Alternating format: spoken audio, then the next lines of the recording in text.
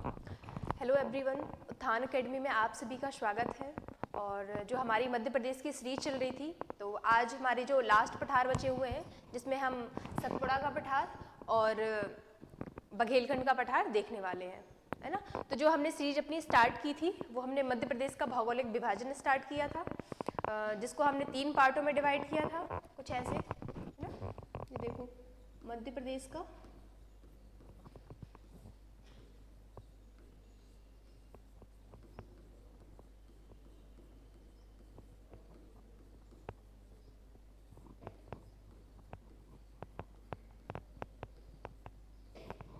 भौगोलिक विभाजन, इसे हमने 3 पार्टों में डिवाइड किया था। किसमें? 3 पार्टों में डिवाइड किया था। पहला जो था वो हमारा था मध्य उच्च प्रदेश,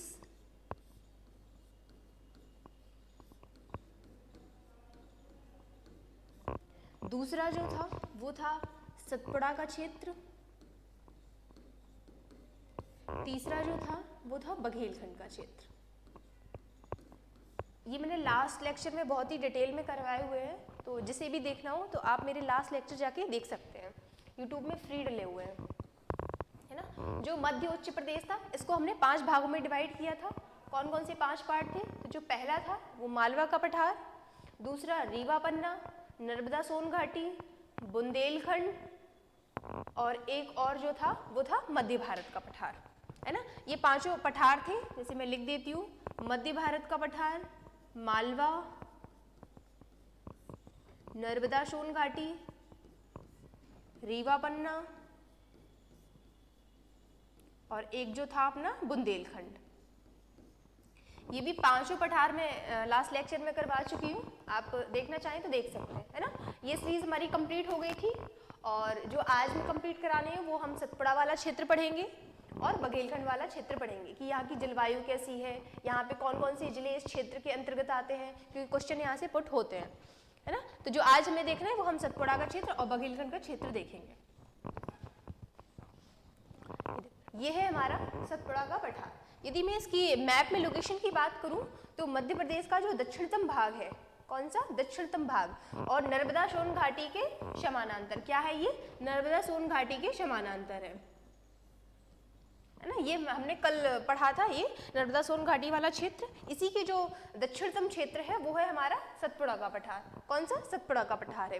यदि मैं इसकी स्थिति की बात कर दूं कि इसकी लोकेशन हम कैसे देखेंगे, तो देखो ये दक्षिण में स्थित है सतपुड़ा का पठार। तो यदि मैं बात कर दूं इसके दक्षिण में, क्या हो जाएगा यहाँ पे? महाराष्ट्र। क्या हो जाएगा? महाराष्ट्र। ठीक है, तो मैं ऐसा कुछ बना देती हूँ ये। तो मैं बात करूं कि सतपुड़ा का पठार के दक्षिण में क्या है, तो क्या है? महाराष्ट्र। ये देखो महाराष्ट्र है। यदि मैं इसके नॉर्थ में बात कर दूं या उत्तर में बात कर दूं तो क्या है? नर्मदा सोन घाटी। क्या है? नर्मदा सोन घाटी। यदि मैं इसके पूर्व में बात कर दूं तो अपना यहाँ कौन सा एरिया है? ये बघेलखंड वाला है। कौन सा? बघेलखंड, है ना। तो यहाँ क्या हो जाएगा? अपना बघेलखंड हो जाएगा। और मैं यदि इनके पश्चिम में बात कर दूं तो यहाँ अपना क्या लगता है? गुजरात लगता है। क्या? गुजरात। तो इसके पश्चिम में क्या आ जाएगा? गुजरात वाला एरिया। थोड़ा बहुत जो टच करता होगा वो आ जाएगा। ठीक है, तो मैंने इसकी स्थिति की बात कर ली कि जो अपना सतपुड़ा का पठार है वो कहाँ पे है, तो मध्य प्रदेश के दक्षिणतम भाग में है ना। यदि स्थिति में बात कर दूं तो नर्मदा सोन घाटी के दक्षिण में है ना। देखो इसके उत्तर में क्या है? देखो उत्तर में क्या है? नर्मदा सोन घाटी है। दक्षिण में क्या है? तो महाराष्ट्र से टच कर रहा है ये। पूर्व में बघेलखंड से और पश्चिम में गुजरात से टच कर रहा है। ठीक है, तो ये 10 सतपुड़ा के पठार की स्थिति हो गई। मैं इसके क्षेत्रफल की बात करूं तो कितना है क्षेत्रफल? 34,000 वर्ग किलोमीटर। कितना है? 34,000 वर्ग किलोमीटर है। जो सतपुड़ा का पठार है इसका क्षेत्रफल कितना है? तो 34,000 वर्ग किलोमीटर है। यदि मैं इसकी परसेंटेज की बात करूं तो इसका परसेंट कितना है? तो परसेंट है इसका 11%। कितना है? 11%। अब देखते हैं अपन जिले। क्या क्या देख लिया? स्थिति हमने देख ली, क्षेत्रफल की बात कर ली, परसेंटेज में भी बात कर ली। अब हम जिले देखते हैं कि सतपुड़ा का जो पठार है इसके अंतर्गत जिले कौन कौन से आते हैं। देखो मंडला, बालाघाट, सिवनी, छिंदवाड़ा, बैतूल, बुरहानपुर, और ये जो है खंडवा, खरगोन, बड़वानी, होशंगाबाद, पचमढ़ी और हरदा, ये आंशिक रूप से आते हैं। मैं यदि इनकी लोकेशन में बात बता दूं तो ये देखो, एक सेकेंड,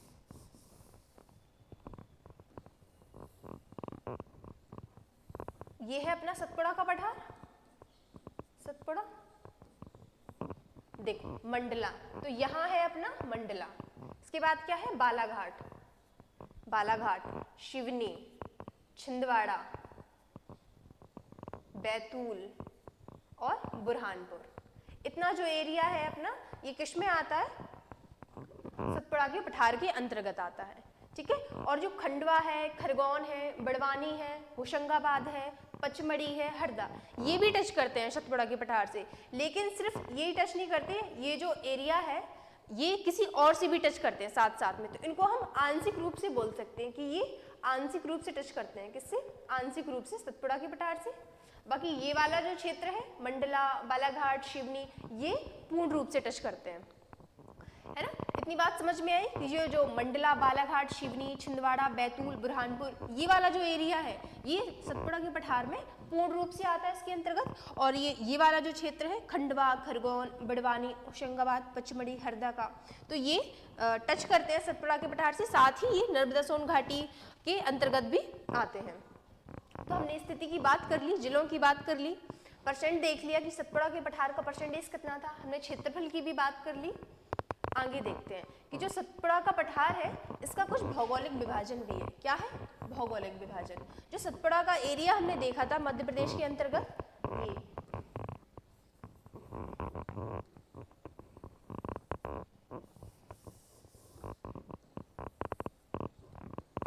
ये रीजन दक्षिण वाला क्या था, सतपुड़ा वाला था।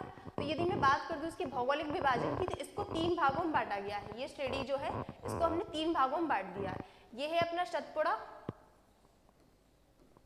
इसे हमने 2 भागों में बांट दिया, तो इसे हम पूर्वी सतपुड़ा बोलने लगे और इसे हम पश्चिमी सतपुड़ा बोलने लगे, है ना। और ये वाला जो एरिया, ये क्या है अपना, मैकाल। इस प्रकार हमने किसका 3 भागों में डिवाइड कर रखा है। पूर्वी सतपुड़ा, इसे ही हम राजपीपला भी बोलते हैं। क्या बोलते हैं, राजपीपला बोलते हैं, ठीक है। जो सतपुड़ा है, सतपुड़ा का क्षेत्र, उसको हमने 3 भागों में डिवाइड कर रखा है। जो अपना पश्चिम वाला क्षेत्र है उसे हम राजपीपला की श्रेणी वगैरह बोलते हैं, या पश्चिम सतपुड़ा बोल देते हैं, है ना। और सतपुड़ा की श्रेणी है, इसे भी जैसे 2 पार्टों में डिवाइड कर दिया, तो हम एक पश्चिमी सतपुड़ा हो गया, एक पूर्वी सतपुड़ा हो गया। तो ये वाला जो है वो पश्चिमी सतपुड़ा है, जिसे ही हम क्या बोलते हैं, राजपीपला बोलते हैं। और ये जो है ये पूर्वी सतपुड़ा है। और ये पूर्वी क्षेत्र वाला जो एरिया है सतपुड़ा का, इसे हम क्या बोलते हैं, मैकाल श्रेणी बोलते हैं, है ना। आया समझ में कि जो भौगोलिक विभाजन है वो हमने 3 भागों में कर रखा है। जो पश्चिम क्षेत्र है उसे हम राजपीपला बोलते हैं, मिडिल में जो है वो सतपुड़ा श्रेणी है, और जो पूर्व में है वो अपनी क्या है, मैकाल श्रेणी है। इसकी मैं चोटी की बात कर दूं कि सतपुड़ा के क्षेत्र की सबसे ऊंची चोटी कौन सी है, तो धूपगढ़ है, जिसकी ऊंचाई कितनी है, 1350 मीटर। कितनी, 1350 मीटर है। और ये मध्य प्रदेश की सबसे ऊंची चोटी भी है। साथ में क्या है, मध्य प्रदेश की सबसे ऊंची चोटी, मध्य प्रदेश की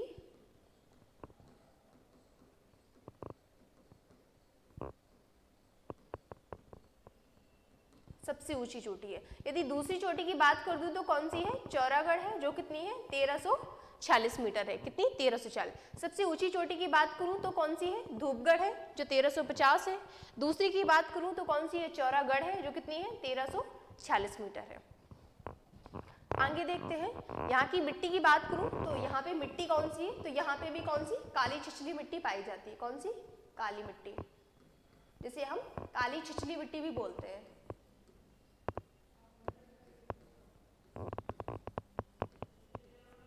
मिट्टियां जो अपन पढ़ेंगे तो मैं बताऊंगी कि मध्य प्रदेश में सबसे ज्यादा काली मिट्टी पाई जाती है, लेकिन क्षेत्रों के अकॉर्डिंग काली मिट्टी को भी हमने कुछ पार्टों में डिवाइड कर रखा है, जैसे कि छिछली काली मिट्टी, कम गहरी काली मिट्टी, अत्यधिक गहरी काली मिट्टी, है ना। तो ऐसे ऐसे कुछ बांट रखा है। तो यहाँ पे जो पड़ती है मिट्टी वो काली छिछली मिट्टी पड़ती है। फसलों में देखूं तो यहाँ पे कौन कौन सी, ज्वार होता है ना, गेहूं, मूंगफली, कपास, है ना, ये सब फसलें होती हैं। खनिजों में देखूं तो यहाँ पे खनिज कौन कौन से पाए जाते हैं, तो यहाँ पे खनिज जो है काफ़ी अच्छी मात्रा में, जैसे कि जो अपना बालाघाट वाला रीजन पड़ता है, कौन सा, बालाघाट वाला, तो बालाघाट में बहुत ही अच्छे खनिज पाए जाते हैं। जैसे तांबा देखो, तांबा मध्य प्रदेश में सबसे ज़्यादा तांबा कहाँ पाया जाता है, तो बालाघाट में ही पाया जाता है। यहाँ पे खदान है तांबे की। मैग्नीज, मैग्नीज भी सबसे ज़्यादा पाया जाता है कहाँ पे, बालाघाट में। तो यहाँ पे तांबा है, मैग्नीज है, अभ्रक भी पाया जाता है।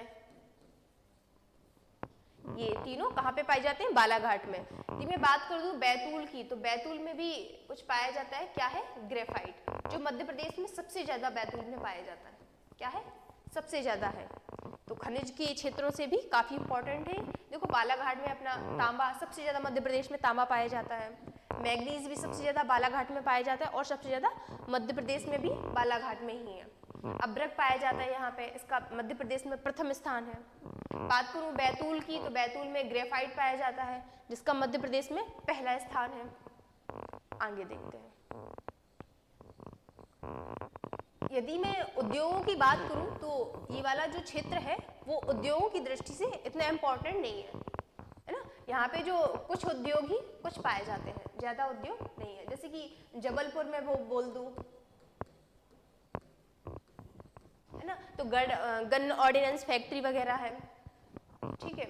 और बालाघाट में कुछ जैसे लॉ ऐश के कारखाने वगैरह हैं, ये सब। तो उद्योग की दृष्टि इतना इम्पोर्टेंट ये क्षेत्र नहीं है, तो हम उद्योग इसमें नहीं देखेंगे, है ना। पर्यटन की बात करूं तो यहाँ पे कान्हा नेशनल पार्क, पेंच नेशनल पार्क, कान्हा जो है अपना मंडला में है, कहाँ पे, मंडला में है।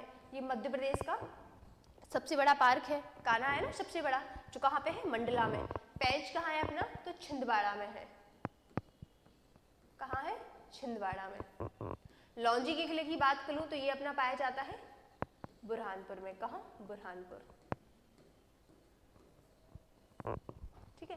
इस प्रकार कुछ चीजें जो हैं, जो फेमस चीजें थी हमने वही पढ़ी हैं। बाकी हम इंडिविजुअल करके एक एक चीजें पढ़ेंगे। मध्य प्रदेश की पूरी जलवायु देखेंगे, मिट्टियां देखेंगे, पर्यटन जो होगा उनकी अलग से सीरीज लाऊंगी। अभी हम जैसे कि मध्य प्रदेश का कुछ भौगोलिक क्षेत्र पढ़ रहे हैं, तो उन क्षेत्रों में जो जो फेमस चीजें हैं मैं सिर्फ वो बता रही हूँ अभी।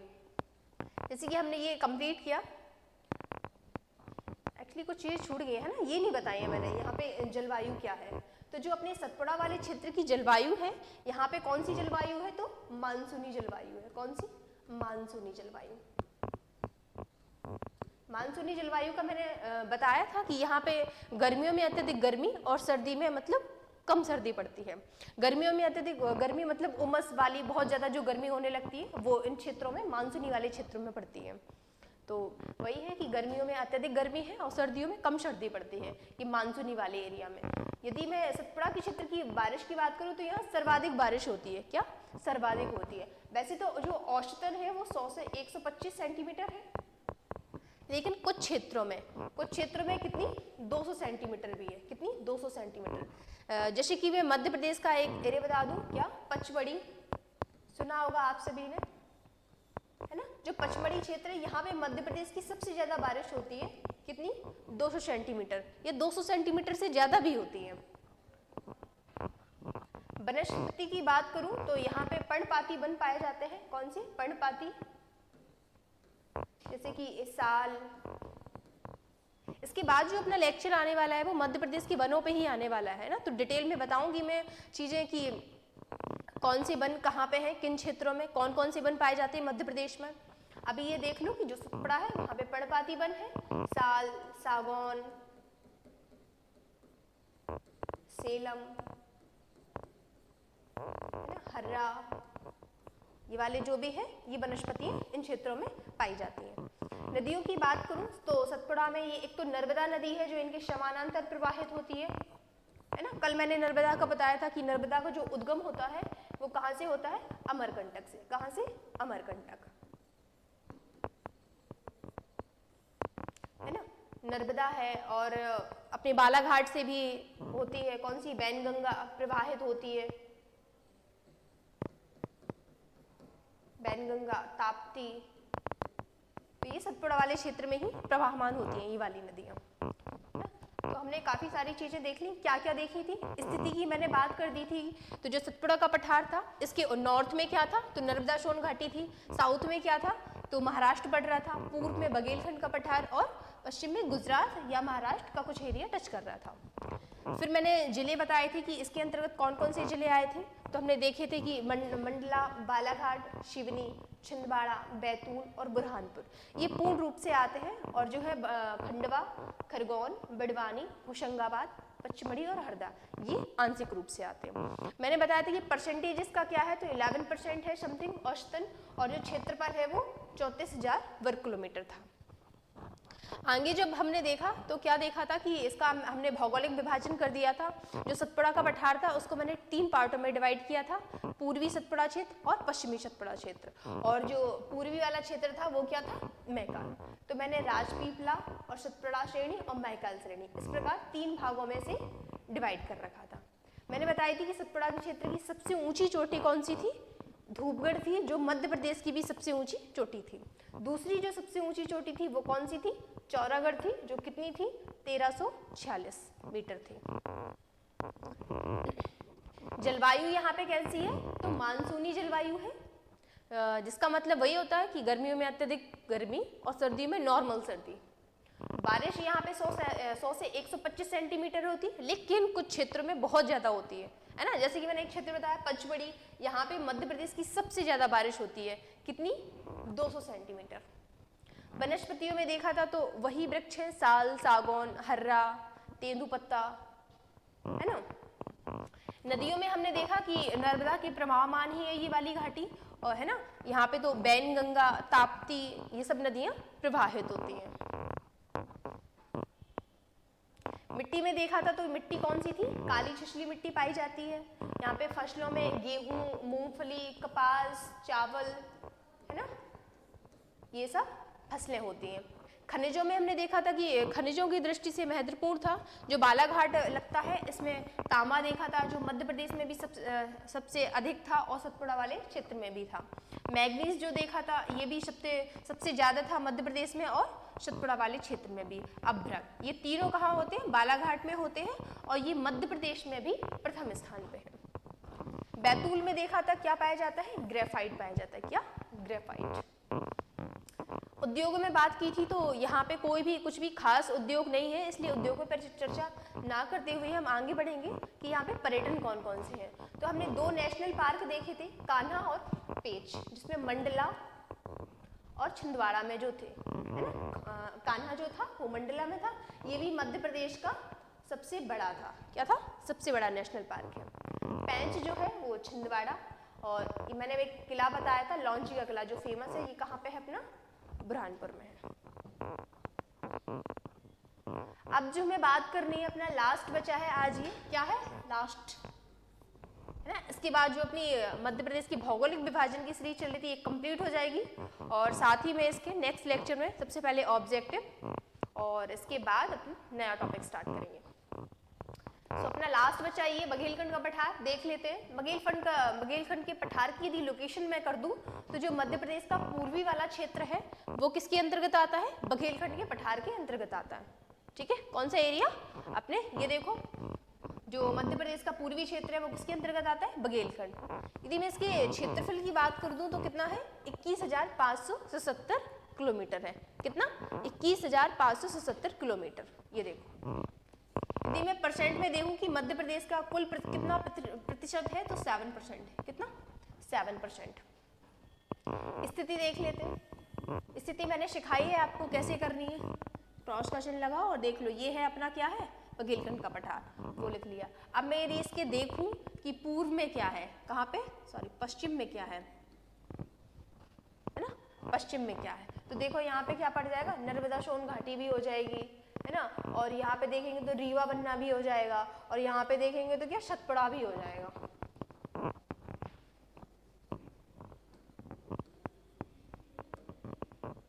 देखो तो क्या हो जाएगा? नर्मदा और सोन, नर्मदा सोन और सतपुड़ा, ये सब इससे टच करता होगा। यदि पूर्व में बात करूं तो किससे होगा? छत्तीसगढ़ से होगा। किससे? छत्तीसगढ़ से। दक्षिण में बात कर लो तो किससे है, महाराष्ट्र से। और यदि पूर्व में बात कर दूं तो कौन है, अपना उत्तर प्रदेश है। ठीक है, इस प्रकार इसकी लोकेशन है ये बघेलखंड की। जिलों में बात कर लूं तो कौन कौन से जिले आते हैं बघेलखंड के पठार के अंतर्गत, तो देखो सिंगरौली, सीधी, शहडोल, उमरिया, अनूपपुर, डिंडोरी और कटनी का भी कुछ भाग आता है ना। देखो सिंगरौली है, सीधी है, शहडोल, उमरिया, अनूपपुर और डिंडोरी, ये जो क्षेत्र हैं ये बघेलखंड के पठार के अंतर्गत आते हैं। आपको 3 ऑप्शन दे दिए जाएंगे और एक किसी और पठार का दे दिया जाएगा और पूछा जाएगा कि इनमें से कौन सा बघेलखंड के पठार के अंतर्गत नहीं आता। तो इसलिए आपको जिलों को याद करके रखना है कि बघेलखंड के पठार के अंतर्गत जिले कौन कौन से आते हैं, है ना। मैप से करके चलो तो ईजिली याद हो जाएंगे। बघेलखंड की पठार की जलवायु की बात करूं तो यहाँ पे जलवायु कैसी है, महाद्वीपीय जलवायु। कैसी, महाद्वीपीय। महाद्वीपीय वही सर्दी में अत्यधिक सर्दी और गर्मी में अत्यधिक गर्मी, जो हमने मध्य भारत के पठार में, रीवा पन्ना के पठार में, है ना, हर जगह देखी थी। तो कौन सी है, महाद्वीपीय जलवायु। वर्षा की करूं तो यहाँ पे वर्षा कितनी होती है, तो 100 से 125 सेंटीमीटर औसतन। कितनी, 100 से 125 सेंटीमीटर बारिश होती है। मिट्टी जो यहाँ पे है वो कैसी है, तो दोमट है। कौन सी, दोमट। और कई एरियो में काली मिट्टी भी है ना, तो हम मिश्रित मिट्टी मान सकते हैं यहाँ पे। नदियों की बात करूं तो यहाँ पे नदियां कौन कौन सी, एक तो अपना नर्मदा, इसी क्षेत्र में अमरकंटक पड़ता है जहां से इसका उद्गम होता है ना। तो यहाँ से एक तो नर्मदा का उद्गम,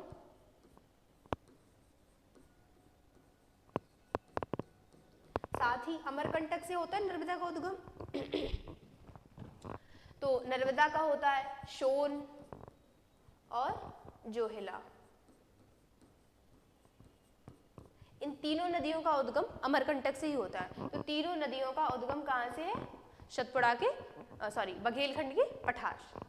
ठीक है, तो नदियों में अपन ने नर्मदा, सोन, जोहिला की बात कर ली। फसलों की बात करूं यहाँ पे तो यहाँ पे कई क्षेत्रों में चावल होते हैं, चावल, गेहूं, ज्वार, ये कुछ फसलें होती हैं। वनस्पति देखो तो वही वनस्पतियां हैं, साल, सागौन, साल, सागौन, तेंदुपत्ता वगैरह, यही सारे। ठीक है, उद्योग देखो यहाँ पे काफी सारे उद्योग हैं। ये जो एरिया है यहाँ पे ताप विद्युत गृह बहुत लगा है, क्योंकि इस क्षेत्र में जो है कोयला बहुत मात्रा में पाया जाता है ना। तो देखो अमरकंटक ताप विद्युत गृह लगाया गया है, विंध्याचल ताप विद्युत गृह सिंगरौली में लगाया गया है। सिंगरौली में हमने देखा था कि सर्वाधिक कोयला पाया जाता है ना, जहाँ पे कोयला होगा वहाँ पे हमने ताप विद्युत गृह लगाए हैं। इसलिए देखो ये जो बघेलखंड का पठार है, अमरकंटक, विंध्याचल, संजय, ये हमने उमरिया में अपना ताप विद्युत गृह लगाए हुए हैं। ओरिएंटल पेपर मिल का कारखाना है, ये कहाँ है, अपने अनूपपुर में, ओरिएंटल पेपर मिल।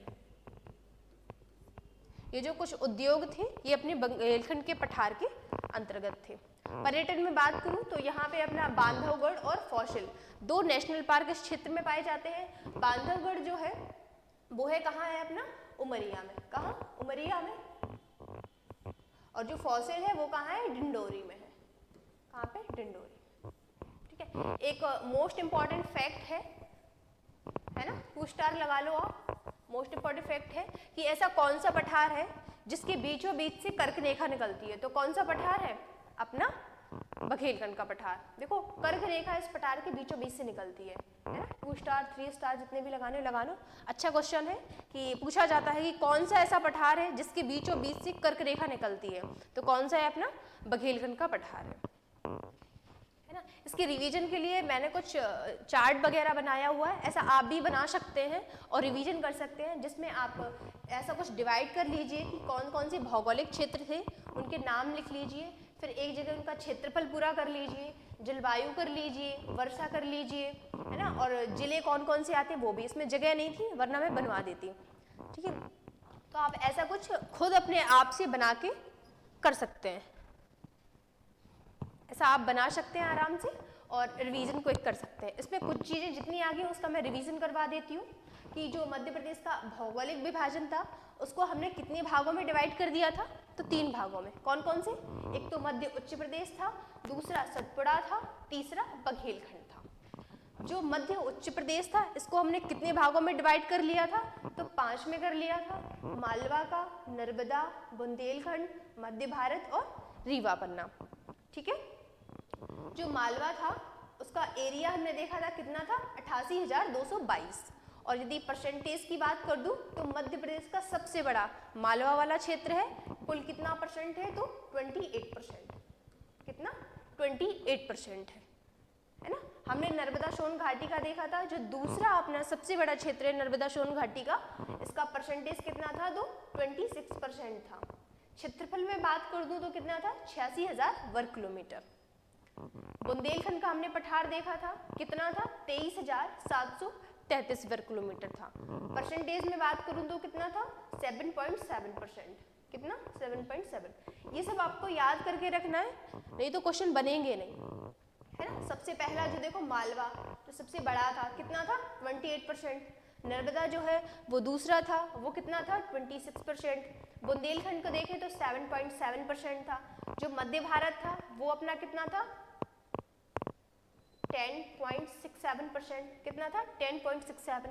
जो रीवा पन्ना था वो कितना था, तो 10.37, कहीं कहीं 07 भी दिया रहता है ना। और इसके क्षेत्रफल कर दूं तो जो मध्य भारत था वो 32,896 था, और जो रीवा पन्ना था वो 31,955 वर्ग किलोमीटर था।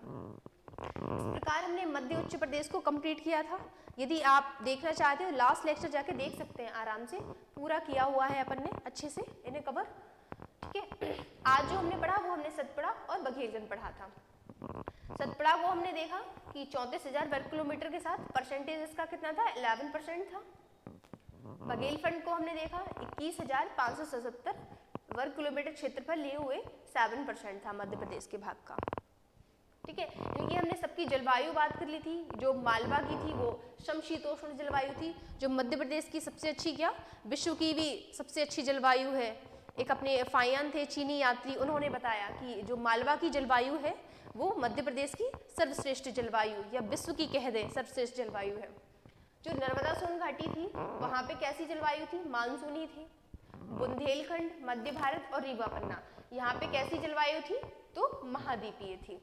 हमने देखा था कि जो सतपुड़ा और बघेलखंड का क्षेत्र है यहाँ पे भी कौन सी जलवायु है, मानसूनी जलवायु।